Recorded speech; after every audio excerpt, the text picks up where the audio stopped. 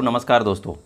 जो अभी मध्य प्रदेश गवर्नमेंट ने जो संबल योजना है ना, संबल का जो पोर्टल है उसका एक नया संबल 2.0 योजना बनाने की यानी कि जिसको अपग्रेड करने का वो जारी किया गया था, लेकिन वो अभी किसी कारण से यहाँ पर उन्होंने वापस से एक ट्वीट किया हुआ है। देखिए यहाँ पर उन्होंने मध्य प्रदेश लेबर डिपार्टमेंट के अंतर्गत जो आता है, जनसंपर्क विभाग की साइड है, इसमें इन्होंने बता दिया है कि अभी जो 2 पॉइंट पोर्टल का शुभारंभ होना था, लेकिन अभी अनुग्रह सहायता योजना यानी कि अभी अपरिहार्य कारणों से अभी कुछ स्थगित करा है ना। होना था लेकिन अभी 6 मई को होना था, है ना, हुआ नहीं है।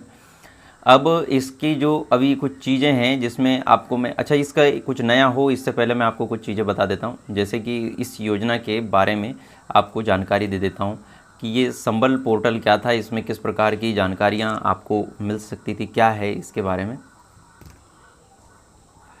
तो मैं ये बता देता हूँ कि संबल पोर्टल है क्या एक्चुअल में, है ना। बहुत सारे लोगों को ये नहीं पता होगा कि ये किस प्रकार से, क्योंकि इसका समय समय पर नाम बदल गया था, समय समय पर इसमें बदलाव सरकारें करती रही है, तो उसमें लोगों को लगता है कि ये अलग अलग है, लेकिन ये एक प्रकार से देखा जाए तो ये एक अम्ब्रेला प्रोजेक्ट के तहत है, जिसके लिए ये स्पेशली जो लेबर जो वर्ग है ना, हमारे यहाँ जो श्रमिक वर्ग है, उनके उत्थान यानी कि उनके विकास के लिए ही डेवलप के लिए किया गया है।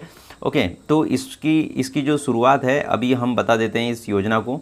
वैसे इसका जो शुरुआत है 2022 में अभी शिवराज सिंह चौहान ने इसको नए तरीके से शुरुआत करी थी, है ना, संबल योजना की अभी 2022 में ही हुई है। और इसमें जो है लाभार्थियों को जोड़ा जा रहा है इसमें, क्योंकि इसका जो बेनिफिट के लिए इसमें जोड़ा जा रहा है। अब इसके लिए ये है कि 6 से अभी तक इस योजना के तहत राज्य के लगभग 6 से 8 लाख श्रमिकों को जो है इससे प्राप्त लाभ क्या हो गया है, प्राप्त हो गया है। ठीक है, यानी लगभग कितने हो गए हैं ये, 6 से 8 लाख। ठीक है, 6 से 8 लाख श्रमिकों को इससे फ़ायदा हो चुका है। अब आपको कहेंगे कि अच्छा इसकी जो ये वैसे ये कौन से डिपार्टमेंट के अंतर्गत आती है, तो जो लेबर है ना, जो लेबर डिपार्टमेंट के अंतर्गत आती है ये जो साइड मतलब जो हमारा संबल पोर्टल है, ठीक है, लेबर डिपार्टमेंट के अंतर्गत आती है। और इसकी शुरुआत कब हुई थी, तो 2018 में हुई थी, है ना, 2018 में हुई थी, और इसमें कुछ बदलाव 2019 में कर दिए गए थे, है ना। अब इसमें स्पेशली यही है। ओके, अच्छा इसे चालू करने का इसका फ़ायदा क्या था इस पोर्टल का, तो इसमें पोर्टल का यही था। देखो इसके अगर आप देखो ना, इसका जो एक मोनोलॉग तैयार किया गया है, अगर आप उसे देखेंगे तो आप देखेंगे कि इसमें जो चीज़ें हैं वो कुछ इस तरीके से हैं। ठीक है, मैं आपको बता देता हूँ 1 सेकेंड।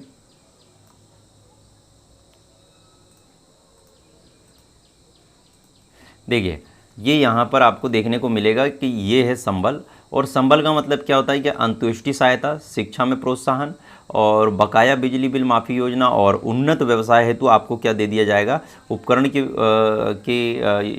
उपलब्धता, एंड रोजगार उन्मुखी प्रशिक्षण भी प्रदान किया जाएगा। सरल बिजली बिल, अब ये बिजली बिल की जो गाँव में है इसमें तो आपको फ़ायदा हो रहा है, और निःशुल्क चिकित्सा भी इसी के अंतर्गत आता है, और अनुग्रह सहायता इसके अंतर्गत आती है। ठीक है, अब देखो इसमें जो श्रमिक परिवार है ना, अब इसमें असंगठित जो क्षेत्र है, असंगठित क्षेत्र की डेफिनेशन हमने पहले ही एक वीडियो में बात कर चुके हैं। अब इसमें संबल, इसमें कार्ड बनवाया जा रहा है। क्या बनवाया जा रहा है, कार्ड, संबल कार्ड के नाम से बन रहा है। मध्य प्रदेश सरकार इसमें संबल कार्ड के नाम से बना रही है।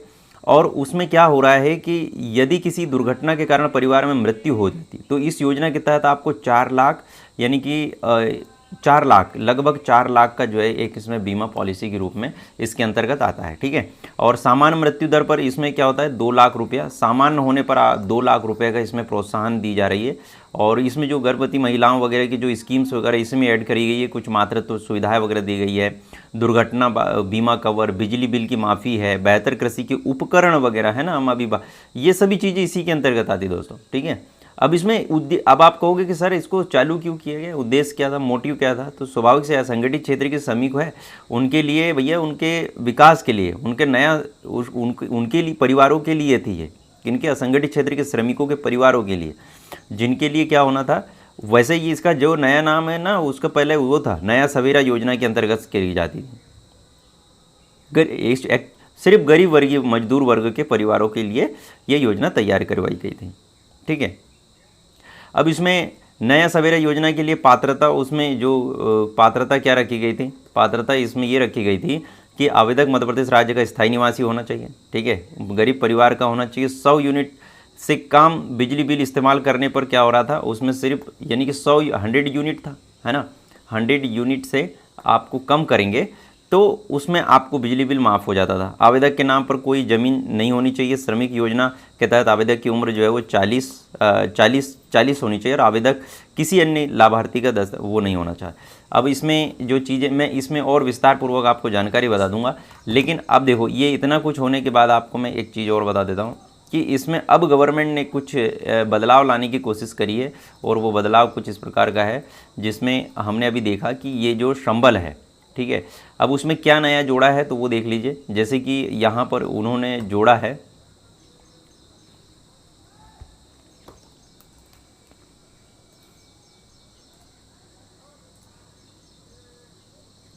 देखो अब इसमें क्या नया देखिए, इस देखो मध्य प्रदेश के जो तेंदुपत्ता संग्राहक श्रमिकों को असंगठित श्रमिकों के रूप में यानी कि ऐड कर दिया गया है, ठीक है, यानी कि जो तेंदुपत्ता संग्रह करते हैं तो उनको क्या कर दिया गया है कि भैया वो असंगठित की डेफिनेशन में आ जाते हैं, ठीक है। और इसमें क्या करते हैं, अगर आवेदन आप MP ऑनलाइन, हाँ भाई पहले क्या होता था कि जो संबल की वो लोक सेवा केंद्र से ही बनते थे, लेकिन अब MP ऑनलाइन के माध्यम से भी आप बना सकते हैं और आवेदन की जानकारी आप ये जो पोर्टल है SMS और व्हाट्सएप के माध्यम से भी आप प्राप्त कर सकते हैं, मोबाइल पर ही प्राप्त कर सकते हैं। और पहले अपात्र घोषित किए गए जितने भी श्रमिक वर्ग थे अब उनको वापस से क्या कर सकेंगे, वो आवेदन कर सकेंगे। तो ये इतनी कुछ चीज़ें जो है इसमें ऐड करी गई है 2.0 संबल योजना के तहत दोस्तों, ठीक है। तो इतना कुछ अपडेट आया था जो आपको मैंने बता दिया है, जो धन्यवाद।